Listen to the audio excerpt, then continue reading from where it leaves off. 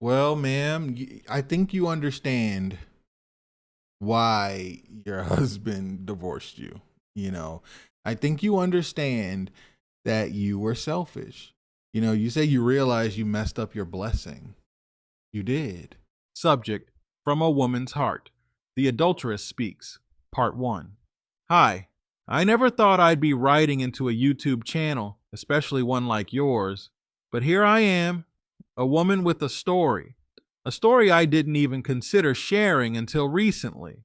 I want to start off by thanking you, because your channel and the stories you read opened my eyes in a way I didn't expect, not just to the pain men carry, but to how I played a role in causing some of that pain. This is my story, and I hope you'll read it. Even if it hurts, I need it to be heard. My name is Wendy. I'm 36 years old, divorced, and still trying to figure out what pieces of my life I'm supposed to hold on to and which ones I need to let go. It was actually my nephew who pointed me in your direction. Funny enough, it all started with a conversation I was having with my younger sister, Leslie. I had come over to her place one evening and we were sipping wine, talking about life, the divorce, and all the things I used to dream about that didn't quite turn out the way I imagined.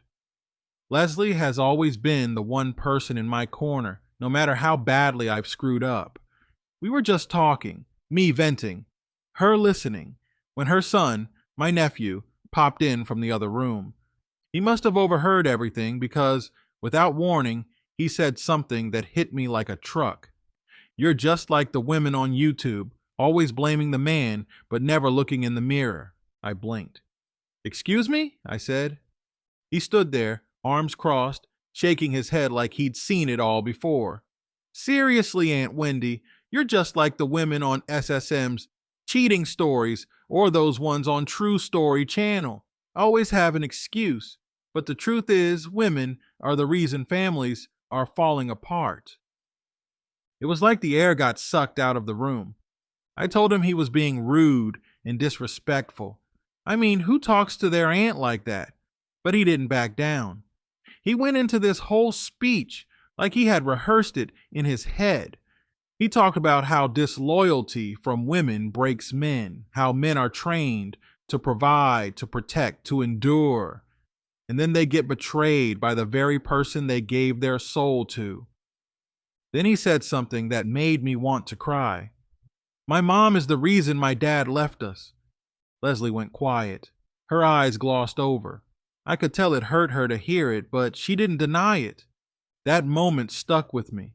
I couldn't sleep that night, so the next morning I asked my nephew if we could talk. We sat in the living room, and for the first time in a long time, I didn't try to defend myself. I just listened. We talked, hugged, and after a while I asked him, "Can you show me the stories you're talking about?" He nodded and pulled up your channel and a few others. We sat on the couch watching video after video. Men from all over the world pouring their hearts out, some betrayed, some broken, some rebuilding. I was shocked. The stories were raw, honest, and the pain was too familiar. On my drive home, I kept listening. One email stood out. I don't remember the man's name, but I remember the line that made me pull over and write it down. She didn't just cheat on me. She cheated on the version of me that loved her enough to do anything. I stared at my phone for a long time. That's when I knew I had to write in. Not to justify, not to defend, but to show what it looks like from the other side, from the woman's side, the adulteress, if that's what you want to call me. So here goes. This is my story with Seth. From the very first day I met Seth, I knew he was different. I was 26, working as a receptionist at a dental clinic, and he was this tall, clean-cut guy who came in with a chipped tooth and a warm smile. He made me laugh while he filled out his paperwork. Before he left, he asked if I wanted to grab coffee sometime. I said yes, and that coffee date turned into 5 hours of walking, talking, and realizing we were both a little broken but hopeful. Seth was perfect to me. That's the only way I can put it. He listened. He remembered the little things I said, like how I once mentioned loving A-frame cabin homes and dreaming of living in the Tennessee mountains. I barely even remembered saying it, but he did. 3 years later, on a cool October weekend, he drove me 3 hours away from our hometown.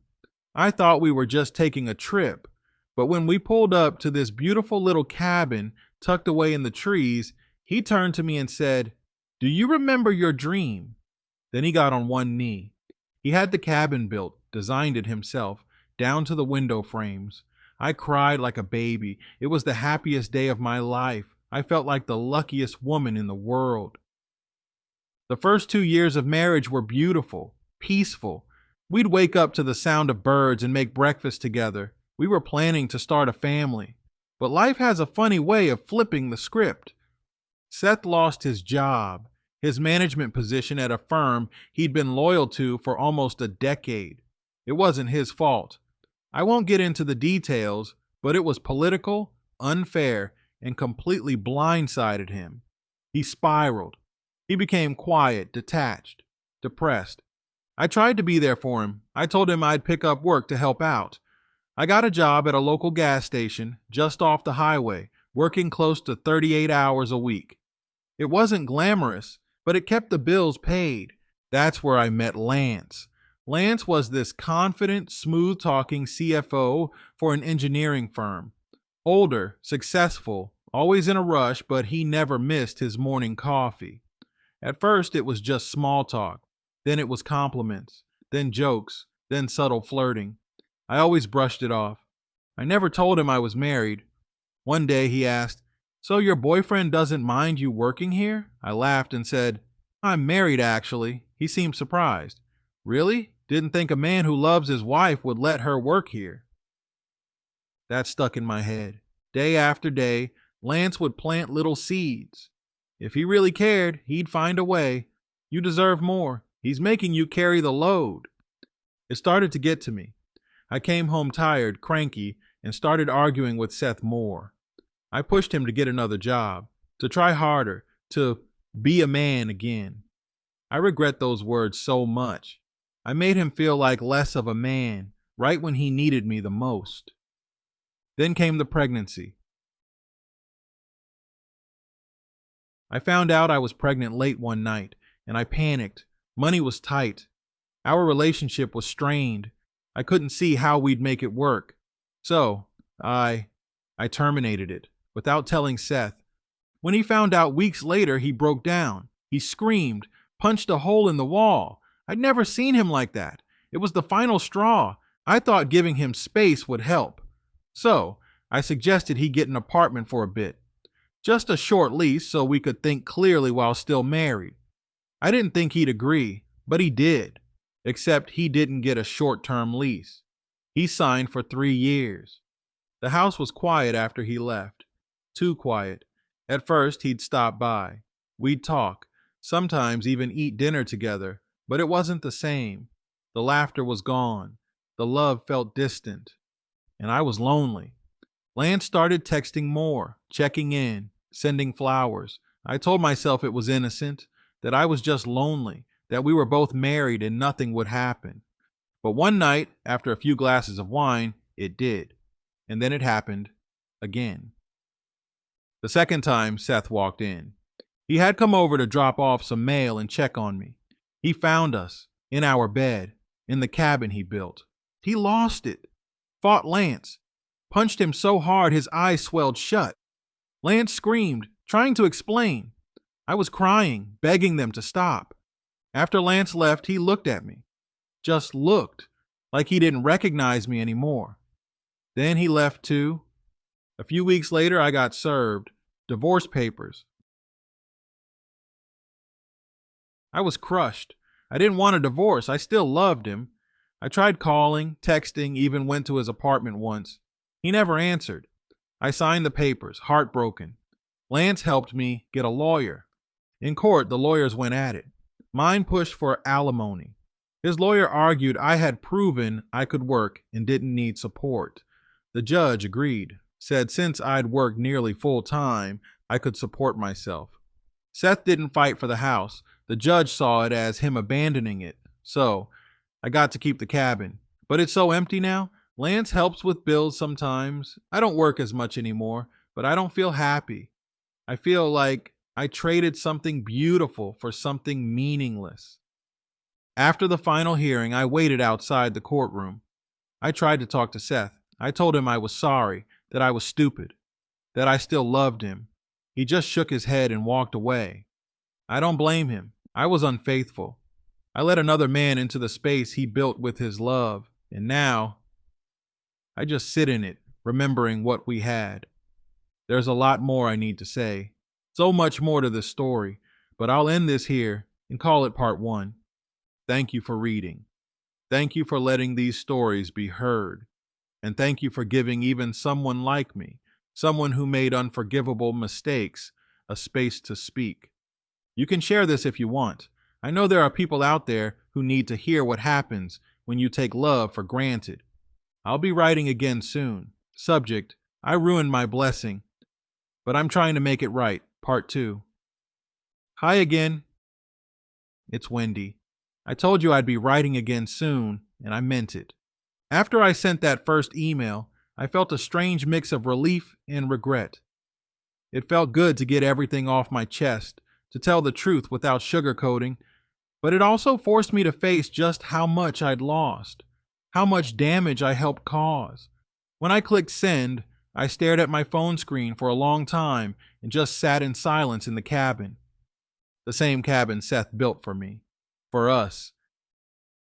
That night, I laid in bed and thought about the last time I saw his face in person. How hurt he looked, how betrayed. And for the first time in a while, I started thinking beyond just what I went through. I started thinking about Seth, what he must have felt, what it's like to pour everything into someone and then walk in on that person with someone else in the bed you both dreamed in. I cried myself to sleep. The next morning, I got a call from my sister, Leslie. She told me something that hit me like a truck. She said, "Wendy, I think Seth is doing really well now. Like really well." I asked her what she meant. She said the word around town is that he started his own business, some kind of logistics company, and it's doing way better than anyone expected. Apparently, a friend of hers works for a client who contracts with Seth's company, and she said Seth's name comes up often, but not just his name, his reputation. Hardworking, reliable, professional, all the things he always was, and maybe I just didn't appreciate enough. At first, I didn't want to believe it. Not because I didn't think Seth could be successful. Deep down, I always knew he was capable of great things, but because it just made my heart sink. The thought of him finally becoming everything I used to dream about and doing it without me. I should have been there clapping for him. I should have been in the front row watching my man rise. Instead, I was with Lance, who, by the way, I'm going to talk more about in a second. I started digging. I know it probably sounds stalkerish, but I just had to know. So I asked a few people, and sure enough, I found out where his new office is. It's in a small business park just outside of town. I even drove by it. I didn't get out of the car. I didn't have the guts, but I sat across the street at a coffee shop and watched. He came out around 5:30 p.m., wearing a clean button-up shirt, slacks, and those same glasses he used to wear when he worked late nights reading blueprints. He looked good, taller even. I know that's not possible, but that's how it felt, like he had grown. He walked with this quiet confidence, like a man who had been broken, rebuilt himself, and refused to let anyone break him again. And then I saw the car. A sleek silver Genesis. That's the car he used to say he wanted when he made it big. He used to point them out on the road and say, "One day, babe, I'm going to be in one of those." I'd laugh and say, "Only if I get the matching SUV." And we'd dream together. Well, now he's living that dream, but without me. I drove back to the cabin that night and just sat in the driveway for 20 minutes. I didn't want to go inside. That place used to feel like magic. Now it feels like a museum of broken promises. Every wall, every window, every creak in the floor reminds me of Seth. So I started thinking, praying, trying to figure out what I could do. I know I've hurt him. I know I made decisions that shattered the life we were building, but I also know that I still love him. I never stopped. And maybe I needed to lose him to realize how deeply I felt that love. But then there's Lance. Let me make this clear right now. I blame Lance for a lot of what happened. I know I made my own decisions. I won't deny that. I opened the door, I crossed the line, and I take responsibility for that. But I also know manipulation when I see it. And Lance is a master manipulator. He played on my fears.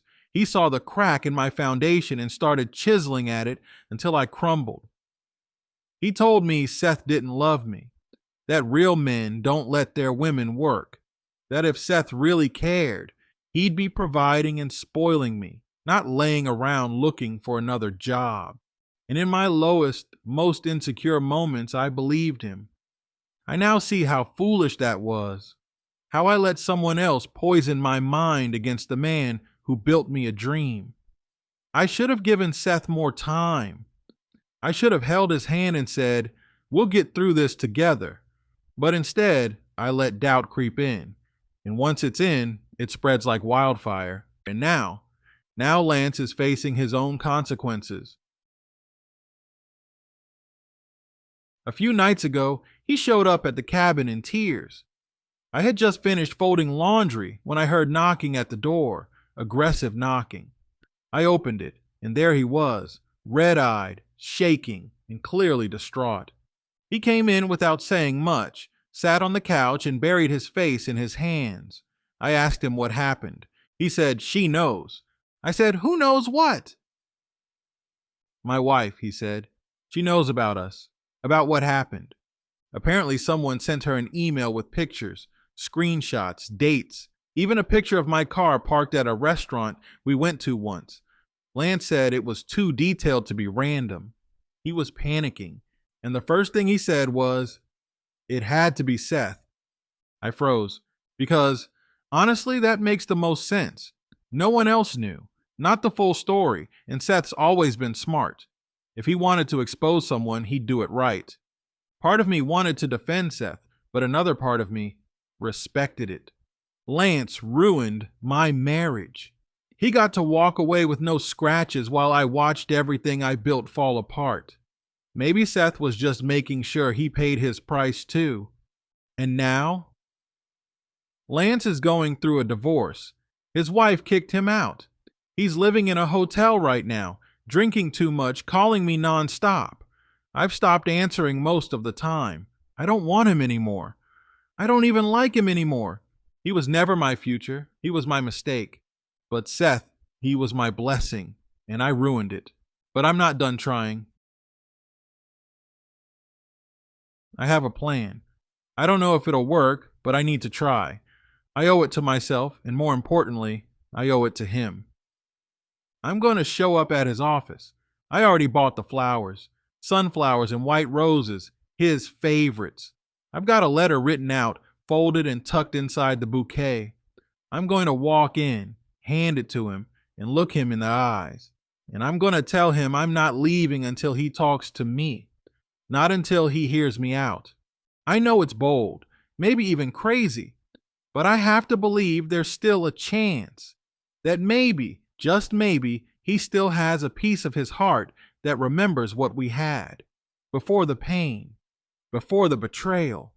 Even if all I get is 5 minutes, I need those 5 minutes because I still love him. I still dream of our mornings together in the cabin, drinking coffee, watching the fog roll in through the pines. I still remember the way he used to look at me when I laughed too hard. I still feel the way his arms felt when the world outside didn't make sense. I want that back, and if there's any chance to fix what I broke, I'll do whatever it takes, even if it means facing the shame, the judgment, the heartbreak all over again. Before I end this email, I want to give you one more update. My nephew, the one I mentioned in the first part, he's changed too, and not for the better, at least not yet. He came by the cabin last week. We were watching a documentary together when he randomly said, Aunt Wendy, I'm never getting married. Women are monsters. I asked him why he said that, and he just shrugged. Because look what you did to Uncle Seth. Look what Mom did to Dad. Y'all destroy men and act like it's nothing. It broke my heart to hear him say that. I tried to tell him not all women are like that people can grow and learn and become better. But he just rolled his eyes. Yeah, well, some things don't get fixed. And maybe he's right. Some things don't get fixed, but some things do. And I have to believe that us, can still be one of those things. There's so much more I could say, but I'll end it here. For now. If you choose to share this as part 2 of my story, I hope someone out there hears it and learns from it. Maybe another woman will see herself in my mistakes and turn back before it's too late. Or maybe a man who's been betrayed will understand that sometimes the guilty do feel the weight, even if it comes too late. I'll write again soon, especially after I show up at Seth's office. Wish me luck. You ruined it for a quick fix. I was lonely. I got bored. I don't feel bad for you, honestly. It's ridiculous. Oh man, guys. Is it worth it? Is it worth it? If you want to send in a story, men or women, you want to tell your side of the story. Some men actually have written in as well as the adulterer, telling their side of the story, telling how they cheated and things like that, or guys who bragged about sleeping with wives. I remember stories like that. But anybody, if you have a story you want to send it in, send it to truestorynation@gmail.com. I'll put it on the screen. That's truestorynation@gmail.com. I'll catch you guys at the next one.